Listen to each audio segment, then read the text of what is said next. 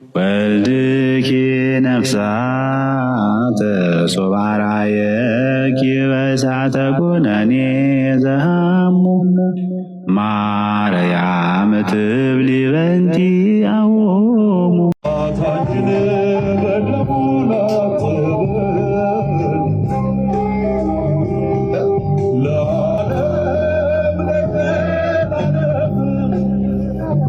ችግሩ እናንተ ኮፒ ሊንክ አታረጉማ።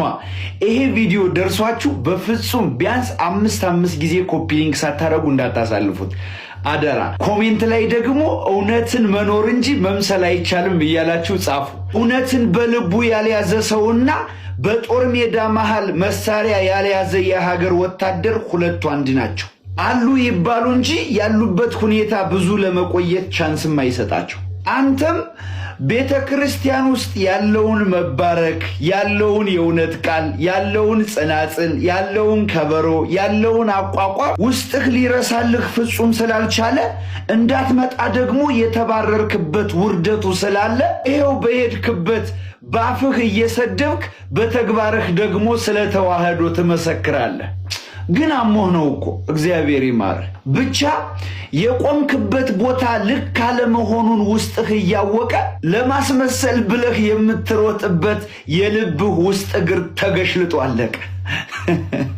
ስለዚህ የማስመሰል አቅምህ ለሚሸወዱልህ ቂላቂል ሰዎች እንዲያው በትንሹ እውነት ልምሰል ቢልም ባክህ አትጃጃል። እውነትን መኖር እንጂ መምሰል አይቻልም። እውነትን ከምታስመስሏት ኑሯት። የዘርፌ ነገር ሁላችንም የሚያሳዝን ነው። ኦርቶዶክሶችም ልታዝኑ ይገባል። እኛም ጴንጤዎች ልናዝንላት ይገባል። ድሮ ኦርቶዶክስ ቤተክርስቲያን እያለች የዝማሬ ጸጋ እንደነበራት ብዙዎች በሷ ዝማሬ እንደተባረኩ ምናውቀው ነው። ይህንን መካድ አንችልም። እንግዲህ ተገፍቻለሁ ብላ መጥታለች። መገፋት የለም የሚል ክርክር ውስጥ መግባት አልፈልግም። ነገር ግን ሁላችንም የምናስተውላን ነገር አለ። ልጅቱ ከዛ ከወጣች በኋላ በነ ሱራፌል እጅ ነው ወደቀችው። ያዘምራት ጀመረ፣ ይዟት ይዞር ጀመረ። ዕለት ዕለት ጸጋዋ እየተወሰደ አሁን እንደ ቆርቆሮ ትጮኻለች። አሁን ጆጭሮን አትሸወድበትም፣ ደረስ ላቀውን አትሸወድባቸውም። ፒውር ወንበዴዎች ናቸው። ሌሎችም አሉ እንደዚህ አውሬ የሚጫወቱ። የሱራፌል ግን በጣም ሀምብል መስሎ ስለሚመጣ ብዙዎችን ያጠፋልና ልጅ ትክክለኛ ቸርች ገብታ ወይም ሙሉ ወንጌል ቃልዎት ወይም ከነሱስ ገብታ ቢሆን እንደተወሰነ ህይወቷን ማቆየት ትችላለች። ወጣች፣ ነቢያት እጅ ገባች፣ ያውም ሱራፌል የመሰለ ተኩላ እጅ ገባች። ምን እንዳረጋት እሱን እግዚአብሔር ነው የሚያውቀው። ተጠቅሟት እንዲመጧት እንደ ሸንኮራ አገዳ ነው የጣላት። ልጅቷ የምትዘመረው ዝማሬ ያሬዳዊ ዜማ ነው፣ በማሰንቆ ነው፣ በበገና ነው። እንደዛ ነው የባረከችን፣ በዛ ነው። ሱራፌል መጣ፣ ኪቦርድ አስያዛት። ኪቦርዱ ያለው ቦሌ ነው፣ እሷ ያለችው ባሌ ናት። በቃ ድምጿና ኪቦርዱ ሳይገናኝ ከኦርቶዶክስ ተወጥቶ በማሰንቆ በበገና መዘመር እኮ ይቻላል። ኃጢአት ነው ብለኛ ከልክለናል፣ እንዳልከለከልን ጸጋሽን ትተሽ ሱራፌልን ተከትለሽ እንደዚህ አይነት ጉድ ውስጥ የገባሽው ራስሽ ነሽ። ደሴም ስቶሪ ነው ያለው። ትዝታ እንደ ገፍ መዝሙር ላይ ይለቃል። ምንድነው ትዝታ? የዘመረው አንድ መዝሙር የሚያስታውሰው ካለ ኮመንት ላይ ጻፍ። አንድ መዝሙር ማንም አይሰማው። ምክንያቱስ ያደገበትም የተደመጠበትም ያማረበትም የተጠራበትም በዛ በያሬዳዊ ዜማው በማሰንቆ በገናው ነው። አንተ ኦርቶዶክሶችን ስለምጠላ ብቻ መተ ኪቦርድ ብትደልቅ እኛን ሰማም። መንፈስ ቅዱስ ነው የሰው ጆሮ እንድታገኝ የሚያደርግ። ማንም ሰው ለትዝታው መዝሙር ጆሮ አልሰጠም። ምክንያቱስ ከንቱ ጩኸት ነው፣ ባዶ። ከአንተ የተለየ ሃይማኖት ስለሆነ ኦርቶዶክስን ሰድበ ኢየሱስ ጌታ ነው፣ ኢየሱስ ጌታ ነው ብትለው ማንም አይሰማም። ሰው መስማት ስላልፈለገ ሳይሆን መንፈስ ቅዱስ አያደርግም፣ እንዲሰሙ አያስደርግም።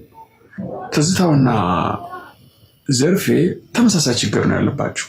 እንደገና ያ የተወሰደባችሁ ጸጋ እንዲመለስ ከፈለጋችሁ ከነቢያቶች ርቃችሁ በጸሎት መጽሐፍ ቅዱስ በማንበብ በትህትና ጊዜያችሁን ውሰዱ። ዘርፌ እኮ አሁን በኪቦርድ ሲዘምር እኮ ጆሮዬ ውስጥ ስንጥር የገባ ነው የሚመስለው። በጣም ነው የሚያመህ፣ ይኮረኩራል። ከመኮርኮር ያለፈ ነው። በጣም የሆነ የሚወጋህ ነገር አለ። ከምን የመነጨ ነው ይሄ? ጸጋሽ ተወስዷል። ምንም እዚህ ጋር መከራከር የለብንም። በዛ ላይ ደግሞ ተነብያለሁ ብለሽ ትንቢት ጀመርሽ፣ መልእክት ማምጣት ጀመርሽ፣ ስልክም ቁጥርም ሳትጀምሪ አትቀሪም። ይህንን ያመጣው ማን ነው? አንቺ ላይ ሱራፌል። እኛ ተቺዎች ነን ምናምን ተይ። ራስሽ ቁጭ ብለሽ ከዚህ በፊት የነበረሽ ሞገስ፣ ከዚህ በፊት የነበረሽ መሰማት፣ የመዝሙርሽ ጣዕም አሁን አለ? ሰው ጆሮ ሰጥቶ ይሰማሻል? አይሰማሽም። ለምንድን ነው ብለሽ ጠይቀኝ። ትስሜ ግን አንቺ ራስሽን ጠይቅ። በውፍረት ከሆነ ጨምረሻል፣ ውበት ጨምረሻል፣ ገንዘብ ጨምረሻል። እነ በላይ ሽፈራው ገንዘብ ሰጥተውሻል፣ እነ ሱራፌል የተወሰነ ሰጥተውሻል፣ ምናምን ሚሊዮን ምስጦሽ ዳዝ ማተር። የእነዚህ ሰዎች ገንዘብ መዝሙር ሆነሽ ወይ? ድሮ ኦርቶዶክስ ቤተክርስቲያን ውስጥ ተሰድጃለሁ ብለሽ አሁን ብታለቅሺ መዝሙር ይሆንሻል ወይ? አይሆንም። መዝሙር ከእግዚአብሔር የምትሰጥ ጸጋ መሆኑን ከነበላ የምታውቂው አንቺ ነሽ። ለምን ሞገስ አጣሽ? ለምን ሰው መስማት ደበረው? የምትዘምረው ነገር ሁሉ ለምን ከንቱ ሆነ? እግዚአብሔር ዳግም ይጎበኝሻል። እግዚአብሔር ዳግም ያለመልምሻል። ይህንን መናገር የምችለው መዘነት መንፈሳዊነት። እሺ በሉ በቃ መዘነት መንፈሳዊነት፣ በቃ መታጠብ መንፈሳዊነት። ከመንፈሳዊነት ነገር አንዱ መታጠብ። ከታጠብክ ደግሞ ጆንያ አትለብሱ። ጌታ ይመስገን። በዓለም ዙሪያ ያላችሁ ኦርቶዶክሳውያን ሁላችሁም ሰላም ብያለሁ። ይህንን ቪዲዮ ሼር፣ ኮፒ ሊንክ፣ ዲዩት አድርጉልኝ ለብዙ ሰው ይድረስ። አካውንቴ እንደ ድሮ ስላልሆነ ሁላችሁም 5 ጊዜ ኮፒ ሊንክ እና ሼር አድርጉልኝ። በነገራችን ላይ ዘንጥ ለኢየሱስ ዘንጥ እያሉ ትውልዱን ወዴት ነው እየወሰዱት ያለው? ድሃው መንግስተ ሰማያት አይወርስም ማለት ነው። ገንዘብ ያለው ነው ማለት ነው። በቃ ሱፍ መግዛት የሚችል፣ ጡት ማስያዣ መግዛት የምትችል፣ ጡቷን ማሳየት የምትችል፣ ፓንት መግዛት የምትችል፣ እንደገና እንደዚህ አይነት ሰዎች ናቸው መግባት የሚችሉት። ትውልዱን ዘንጡ እያሉ ወዴት እንደሚወስዱት እዩት። በንሆንም ምስኪንኛ ምልክት አይተናልኛ አብሳሪ ሆነን ተርኛ የምስራች በለሰሞኛ ተወለደ ያለም መድኃኒት ስሙን። በጣም የሚገርመው ትውልዱ መረን እያወጡት ነው እና እንድትነቁ እንድታስተውሉ እግዚአብሔር የስርዓት አምላክ መሆኑን እንድታውቁልኝ እፈልጋለሁ። የድሮ ወዳጆቼ ፕሮቴስታንቶች ሁላችሁ መንቃት ይሆንላችሁ፣ ማምለጥ ይሆንላችሁ። እግዚአብሔር የስርዓትና በስርዓት የሚያምን በስርዓት በሚመለክ አምላክ ነው። ድሃ የለ፣ ጥቁር የለ፣ ነጭ የለ፣ ሀብታም የለ፣ ቀይ የለ፣ ምን የለ፣ ሁሉም በክርስቶስ ኢየሱስ አዲስ ፍጥረት ነው የሚለው። ስለዚህ ኦርቶዶክስ ተዋሕዶ ለዘላለም ትኑር። ማምለጥ ይሆንላችሁ። ሁላችሁም ወደ አንዲቱ ሃይማኖት መምጣት ይሆንላችሁ። ኦርቶዶክስ ለዘላለም ትኑር። እግዚአብሔር ከኦርቶዶክስ ጋር ነው። ስም ደግሞ የማይታዘዝ የለም፣ የማይገዛ የለም። ጉልበት ሁሉ ይሰግድለታል፣ ጉልበት ሁሉ ይንበረከክለታል። በፊቱ ኃያል ነኝ የሚል የለም፣ በፊቱ ገናና ነኝ የሚል የለም። እርሱ ስሙ ከሁሉ በላይ ነው። ስሙ መድኃኒት ነው። ስሙ ሕይወት ነው። ስሙ ክብር ነው። ስሙ ሞገስ ነው። ይሄን ስም አክብረን እንመጣለን። የማንን ስም? ኢየሱስ ክርስቶስ የሚለውን ስም። ክብር ምስጋና ለዚህ ለገናናው ስም ይሁንለት። በሰማይም በምድርም ከምድርም በታች ከዚህ ስም ጋር የሚተካከል ስም የለም፣ ፈጽሞ የለም። ይህ ስም ኃያል ነው። ይህ ስም የዳንበት ነው። ይህ ስም የምንድንበት ነው። ይህ ስም ከዘላለም እርግማን ኩነኔ ለመለጥንበት ስም ነው። ከስጋ እዚሁ ቦታ ላይ ቆሞ የኢየሱስን የስሙን መድኃኒትነት፣ የስሙን ኃያልነት፣ የስሙን ብርታት በሰማይ በምድር ሊሰገድለት የሚገባ ስም ኢየሱስ መሆኑን እንደዚህ በድፍረት መናገሩ በጣም በጣም ደስ የሚያሰኝ ነው። በርቱ የሚያሰኝ ነው። እውነት ሲነገር ጥሩ ነገር ሲነገር ጥሩ ነው እንላለን። ሐሰት ሲነገር ሐሰቱን እናፈርሳለን። ችግሩ ምንድነው ካላችሁኝ፣ ሌላው ቄስ ይወጣና ማርያም ሊል ይችላል። ከዚህ ስብከት በኋላ መቀየጥ መቀላቀል ምንድነው? ሹ ትዝዬ ኢየሱስ የሚለውን ስም ወይንም ደግሞ ኢየሱስ አምላክ መሆኑንና ኢየሱስ ጌታ መሆኑን እኮ ያወቀው ኦርቶዶክስ ቤት ነው። እያንዳንድህ ማለት ነው ጴንጤ ብትሆን ካቶሊክ ብትሆን ፕሮቴስታንት ብትሆን ምን ብትሆን ወንጌልን አምጥታ ዛሬ አንተ ወንጌል እንጀራ ሆኖ እንድትናገር ያደረገችህ እያንዳንድህ ፕሮቴስታንትም ሁን ማንህም ኦርቶዶክስ ናት። ይሄንን ማንም አይደለም እንኳን እንዳንተ አይነቱ ትላንት ኦርቶዶክስ ቤት የነበረ ፕሮቴስታንት ራሱ ያውቀዋል። ኦኬ ኢየሱስ ክርስቶስ በትክክል የሚሰበክበት ቤት 365 ቀን ቀንና ማታ የሚሰበክበት ቤት ኦርቶዶክስ ቤት ብቻ እንደሆነ ታውቀዋለህ። ልቦናም ያውቀዋል። ሁላችሁም ታውቁታላችሁ። ያው ታውቂያለሽ። ያኮረፈ ጴንጤ ያኮረፈ ኦርቶዶክስ ጴንጤ ይሆናል ብሏል ዮኒ ማኛና ስታኮርፉ ነው። ምን ጊዜም ኦርቶዶክስ ቤት ፈረንካ ስለሌለ ስልጣንና ጥቅም ስትፈልጉ ስትከለከሉ ያው ተጠባባቂ ቤት አለ። ሮጠ አዳሜ ወደ ፕሮቴስታንቱ ጋር ወይ ደግሞ ወደ ፈለጋችሁት ጋር ትሄዳላችሁ። ይሄ ግልጽና ፋክት ነው። ስለዚህ ለኛ ለኦርቶዶክሳውያን አይደለም ስለ ኢየሱስ ክርስቶስ ማንህም ጴንጤ መተህ የምትሰብከው አስረግጬ ነው የምነግርህ። እንዳንተ እኛ ክርስቶስን በሳምንት አንድ ቀን በተዘጋ አዳራሽ ሴጣንና ሙዚቀኛ ሲደልቅበት በነበረ አዳራሽ ውስጥ ክብር በሌለው ቤት ውስጥ ኢየሱስ ክርስቶስ በማይከበር ቤት ውስጥ እኛ የክርስቶስን ስም አንጠራ። እኛ ኦርቶዶክሳውያን ክርስቶስን ከማንኛውም ሃይማኖት ክርስቲያንን ከሚሉ በላይ ክርስቶስን በደንብ እምናቅ ስለሆን አትድከም። አንተም ሆንክ ፕሮቴስታንት ይሄ በሶሻል ሚዲያ በየመንደርም ኢየሱስ ጌታ ነው ብለህ ምጥላላ አንድም ኦርቶዶክሳዊ ኢምንት ያክል ጠብ የምታረጉት ነገር የለም። ይሄን አስረግጬ ነው የምነግርህ። ሁሌ ለአንተና ለመሰሎች ኢየሱስ ክርስቶስ በትክክል የሚሰበክባት ኦርቶዶክስ ቤት እንደሆነች አንተም ታውቀዋለህ፣ ማንህም ታውቃለህ። አሁን የሁሉ ስጨው በቃ ኦርቶዶክሳዊ ይሰማኛል ብለህ ነው። እኛ እኮ ንቀናቸዋል እኮ አንሰማችሁም እኮ አንሰማህም። አባቶች መልስ እንዲሰጧችሁ ነው አይሰጧችሁም። እንደኛ አይነቱ ለእንደናንተ አይነት በተለይ ለእንዳንተ አይነት ዱርዬ እንደኔ አይነቱ ነው መልስ የሚሰጥ እንጂ ለእንደናንተ አይነቱ የቤተ ክርስቲያን ሰዎች አባቶች ካህናት ሊቃናት መተው ለእናንተ መልስ አይሰጧችሁ። ኦኬ አየህ ይሄንን ክብር አተህ ነው ዛሬ ፕሮቴስታንት ቤት ሄደህ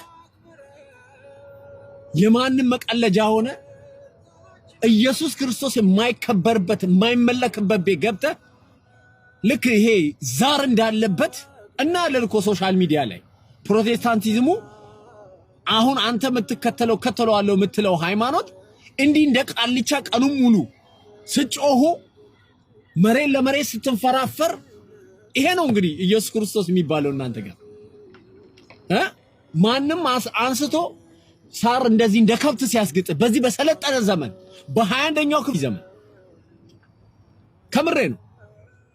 ማንም ከየትም መጥቶ እኮ ሳር የሚያስግጥ የነ አዩ ጩፋ መቀለጃ የነ እስራኤል ዳንሳ መቀለጃ ወይኔ ወይኔ ሰው ነው የምታመልኩት። ኢየሱስ ክርስቶስን አታውቁትም። ኢየሱስ ክርስቶስ በክብር ከእናቱ ጋር ከቅዱሳኑ ጋር ከመላእክቱ ጋር ከሐዋርያቱ ጋር ከሁሉም ጋር የሚከበረው እኛ ቤት መሰለኝ ኦርቶዶክስ ቤት ይባላል። ኦኬ እንድታቅ ነገሩ አንተ የከሸፈብህ የነፈሰብህ ዝም ብለህ እንደ ቁራ ምጨው የሴት ጥማት ነበረብህ። ኦርቶዶክስ ቤት እጅ ከፍንጅ ተይዘህ ተባረርክ። አሁን ደግሞ እንግዲህ ባልታዛር ስለሆንክ ተመችቶሃል። አሁን እዛ ቤት ዝሙቱም ስካሩም እንደፈለጉ ዳንኪራ መዝለሉ መጨፈሩ ሁሉ ነገር ስለተመቸ እዛው እንዳትመጣ እዛው ለማያቅሽ እንተዋወቃለን። እያንዳንድ ዛሬ ይሄ በፕሮቴስታንቲሙ እንትን ላይ ሰብካለው የምትለው ሁሉ የት ቤት እንደምታመሽ ማታ ማታ ውስኪ ስትራጭበት ቤትኛ ኦርቶዶክስ ያናቃለን። ኦኬ ውርደትህን ተከናንበ እዛው ቁጭ በል። ዛሬ እንዳንተ አይነት ከቤተክርስቲያን የተወገዘ እንስሳ ለኦርቶዶክሳውያን ኢየሱስ ክርስቶስን ሊያስተምር አይመጣም። ደና ሰው እንደው ባክግራውንዱ ደና የሆነ ሰው እንኳን ቢናገር ትንሽ ጆሮ ሰተን እናዳምጣለን። እንዳንተ አይነት እንደ በጋሻው አይነት እንደ ምናምን ይሄ ከኦርቶዶክስ ቤት የሄደ ወደ ፕሮቴስታንት ሄደ እንኳን እሱ ያኮረፈ ኦርቶዶክሳዊ ነው ወደ እናንተ የሚሄደው። ኦኬ ግን እውነተኛ ትክክለኛ ፕሮቴስታንት የሆነ ከስር ከመሰረቱ እድገቱ ኦርቶዶክስ አለቃው እንደሆነች ያውቃል። ኦኬ እንደናንተ ሉተር ሽንት ቤት ቁጭ ብሎ የጻፈው ወንጌል የለንም እኛ በሐዋርያ በነቢያት በተለያዩ በቅዱሳን የወረደ መጽሐፍ ቅዱስ ናት ያለችን እኛ ጋር። እንደናንተ ስርዝ ድልስ ገላትያንና ዕብራውያን ምናምን የሚነበብ ወንጌል የለንም እኛ ጋር። ሙሉ ወንጌል ከነቅዱሳኑ ከነሰማዕታቱ ከእናቱ ከቅድስተ ቅዱሳን ከድንግል ማርያም ጋር። ኦኬ ኢየሱስ ክርስቶስ ሲታሰብ እኛ ኦርቶዶክሳዊ ቤት እናቱ ቅድስት ድንግል ማርያም ትነሳለች፣ ቅዱሳኖቹ ይነሳሉ፣ መላእክቶቹ ይነሳሉ፣ ሁሉም ይነሳል። አትድከም። ኦርቶዶክሳዊ ለማሳመን እንዲህ ብትንደፋደስ ሶሻል ሚዲያ ላይ ለቀን አበል ነው ምጮው። ኦኬ አንተው እዛው ሲኦል እንደገባህ እዛው ቁጭ በልልን። ኦኬ እኛ ተመችታናለች፣ ኦርቶዶክስ ተመችታናለች። ኦርቶዶክሳውያን ሁልጊዜም እንደምንለው እንኳን ኦርቶዶክሳዊ ሆንኩኝ በሉ የማንም መጫወቻ ተሆኑ ነበር። እግዚአብሔር ምስክሬ የማንም መጫወቻ። ይሄው ሶሻል ሚዲያ ላይ ያያችሁ ነው። የማንም ገመዳፍ እኮ ነው ዛሬ መጥቶ ኢየሱስ ጌታ እንደሆነ ላንተ ለኛ ለኦርቶዶክሳዊ ሊነግር የሚመጣው አንድና ሁለት ጥቅስ አወኩ ብሎ ማለት ነው። አንጨምዳዳ እንተዋወቃለን። ለማንኛውም አረፈደባችሁም ፕሮቴስታንቶች ወይንም ጴንጤ ምናምን ይሄ ከኦርቶዶክስ ውጪ ሁላ አረፈደብህ። ሳይረፍድብህ በጊዜ በንስሐ እንድትመለሱ ነው የኛ ኦርቶዶክሳውያን ጥሪያችን። ኦኬ እንደለመድከው እቺ 4x4 በሆነች እንትን ውስጥ ቀን ሙሉ ኦርቶዶክስ ስትል ዋላ አዳሜ ኦርቶዶክሳዊ አይሰማህም። ማናችንም እመኑኝ የትኛውም ጭንቀትና የትኛውም መከራ ውስጥ ብንሆን ይሄ ጭንቀትና ይሄ መከራ በጸሎትና በትዕግስት ያልፋል። ነገር ግን ሃይማኖታችንን እንድንጠራጠር የሚያደርግንና በእምነታችን መልፈስፈስና መዛል ውስጥ እንዳንገባ ግን ልንጠነቀቅ ይገባል። እኔ እዚህ ቲክታክ ፕላትፎርም ላይ ከመጣው እንዲህ አይነት አሁን እንደምሰራው አይነት ቪዲዮ ሰርቼ አላውቅም። ሁሉ ነገር መጠንና ልክ አለው። የሁላችሁ ኦርቶዶክሳውያን ጭንቀት፣ መከራ፣ ስቃይ ነገሮች ከአቅም በላይ ሊሆኑ ይችላሉ። መተንፈስ እስከሚያቀተን ድረስ መከራ፣ ስቃይ፣ ፈተና ያለ ነው። የኔን ህይወት ብታዩት በጣም ነው የምታዝኑት። እንደዚህ ስለሳኩላችሁ ስለለበስኩኝ አይደለም ጋይስ። ውስጥ ያለው ፈተናና መከራ ከምነግራችሁ በላይ ቻሌንጁ ከባድ። ይሄ አንዱ የክርስትና ጸጋ ነው፣ መቀበል ፈተና ያለ ነው። ነገር ግን ይህን ፈተና ለመወጣት አቋራጭ መንገድ የምንጠቀም ኦርቶዶክሳውያን ልንጠነቀቅ ይገባል። ሰሞኑን አንድ እህት ያጫወተችኝን ታሪክ ነው ምነግራችሁ። የሆነ 100 ዓመት የሞላው አንድ አባት ገዳም ውስጥ አለ። ሰው አይደርስባቸውም፣ ሰው አያናግራቸውም የሚባሉ እኛን አባት እኔ እናንተ ተራሱ አያናግራቸውም። እኚህ 100 ዓመት ሞላቸው የተባሉ አባት 2 መነኩሴ አላቸው ይባላሉ። እነዚህ ለመነኮሳት ፌክ መነኮሳት ናቸው። ስለዚህ አንድ ጫካ ውስጥ አለ አባት የሚባል አለ። ነገር ግን በአካል የማይጨበጥ የማያወራ የማይተነፈስ የማታናግሩት አንድ በራ ውስጥ አንድ አባት አለ ይባላል። ይሄን አባት እናንተና እኔ ማናገር ስለማንችል 2 መነኮሳት ናቸው የሚያናግሩት ተብሎ ድራማው ይቀጥላል። የነዚህን 3 ገጸ ባህሪያት የሚያጠናክርል ደግሞ አንድ ዲያስፖራ የተቀመጠ አለሌ ስራ ፈት ደግሞ አለ አሉ። ያ ሰውዬ ምንድነው የሚያደርገው? በየኮሜንቱ እየገባ በየቲክቶኩ በየፌስቡክ ይገባና የናንተን ደካማ ጎን ያጠናል። ከዛ ይገባል። ስትገቡ ፎቶግራፉ ቪዲዮዎቹ ሁሉ የሚያሳዩት አሜሪካን፣ ካናዳ፣ አውስትራሊያ እንዳለ ነው የሚያሳየው። የተመቻቸ ኑሮ እንዳለው ነው የሚያሳየው። ስለዚህ ገብቶ ያናግራችኋል። የናንተን ደካማ ጎን ያጠናል፣ ፈተናችሁን ያጠናል፣ ምሬታችሁን ያጠናል፣ የህይወታችሁን ስቃይ ያጠናል። ከዛ በውስጥ ገብቶ ያናግራችኋል። ሲያናገራችሁ ታዲያ ያቃል ሰው የሚያናገረውን ሰው እኔ ያለሁት እንዲህ አይነት ቦታ ነው፣ እንዲህ ያደረጉልኝ አንድ አባት አሉ ጫካ ውስጥ የሚኖሩ ሰው አያገኛቸውም፣ ሰው አያወራቸውም፣ እኔና እናንተ ልናወራቸው አንችልም ይላቸዋል። ስለዚህ ወደ ወጥመዱ ገባንለት ማለት ነው። እሱ የተደላደለ ደስ የሚል ኑሮ ነው የሚኖረው። ስለዚህ ይታመናል ማለት ነው። እናንተ ይሄም ታምናላችሁ፣ ስልክ ተወስዳላችሁ፣ መደወል ትጀምራላችሁ። የእናንተ ግንኙነት የሚሆነው ቀጣይ ከሁለቱ መነኮሳት ጋር ነው ማለት ነው። እነዛንም ሁለቱን መነኮሳት በቪዲዮ ኮል ሁሉ ልታወራቸው ትችላላችሁ። ቆባቸውን አድርገው ቀሚሳቸውን አጥልቀው እነዚህን ሁለት ሴት መነኮሳት ልታናገሯቸው ትችላላችሁ። ምናልባት እንኳን ተጠራጥራችሁ አባን ማግኘት እፈልጋለሁ የምትሉ ከሆነ በፍጹም አይቻልም። ከሰው ጋር የማይገናኙ እጅግ ጻድቅ የሆኑ አባት ናችሁ ትባላላችሁ። ኦርቶዶክሳውያን ደግሞ እንዲህ አይነት ነገር ላይ ልባችን ፍርሃት አለው። ሰው ምንድነው የምናደርገው? ይጸለይልሃል፣ በ3 ቀን መልሱ ይመጣልሃል ይባላል። በ3ኛው ቀን ያንተ ፌስቡክና ቲክቶክ ተበርብሮ ሰነድ ተዘጋጅቶ ተቀምሮ ይመጣልሃል ማለት እዛ ቤት እንደሚደረገው ማለት። ከዛ አንተ ደካማ ጎን ምናምን ሲነገሩ ዋው ትላለህ። እኛ አባትማ እውነት የበቁ ነው ብለህ ከዚህ በኋላ ችግሬ ተንከባለለ፣ ማጣቴ ገደል ገባ ትላለህ ማለት ነው። የተሳካል ይመስላል። ነገር ግን ድራማ ነው፣ ተጠንቶ ተሰንዶ የተዘጋጀ ነገር። እነዚህ ሁለት መነኮሳት አባጋ የሚሄድ ጧፍ፣ ዘቢብ፣ መገበሪያ ምናምን እየተባለ እንዲያስፈልጋል ቤተክርስቲያን ልንሰራ ነው ምናምን ተብሎ ብቻ ብዙ ነገሮች ይነገራል። አንተ ገንዘብን ትልካል። ፋይናሊ አንተ ጥያቄ መጠየቅ ስትጀምር ከሁሉ ነገር ብሎክ ትደረጋለህ።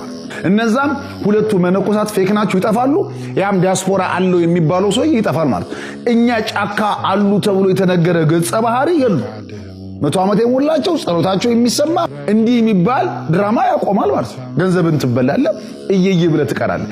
እንዲህ የሚያደርጉ መነኮሳት አባቶች አሉ በሚል አይምሮስ አስገባለህ። ስለዚህ ልብ ምን ይላል ማለት ነው? በሃይማኖት መጠራጠር ይጀምራል። ስለዚህ እንዲህ አይነት ወንበዴዎች ስላሉ ልትጠነቀቁ ይገባል። እኔ በቅርብ ቀን ቃል ገባላችኋለሁ ሁለቱን መነኮሳትንም እዚህ ዲያስፖራ ተብየውን ደግሞ አለሌ ዱርዬውንም ጉሮሮን አንቄ ይዤላችሁ እመጣለሁ። እስከዛ ግን እናንተ የትኛውም የህይወት ውጣ ውረድ ቢያጋጥማችሁ ከተቻለ ከንስሐ አባቶቹ ጋር ተመካከሩ። ካልሆነ ግን ከአዛኝቷ ከእመቤታችን ከቅድስተ ቅዱሳን ከድንግል ማርያም ከሷ ጋር ተወያዩ። ጭንቃችሁን ንገሯት። የጭንቅ አማላጅ ናት እመቤታችን። ጊዜው ከባድ፣ ዘመኑ ክፉ ነው። ስለዚህ ከእንዲህ አይነት ነገሮች ልትቆጠቡ ይገባል ኦርቶዶክሳውያን።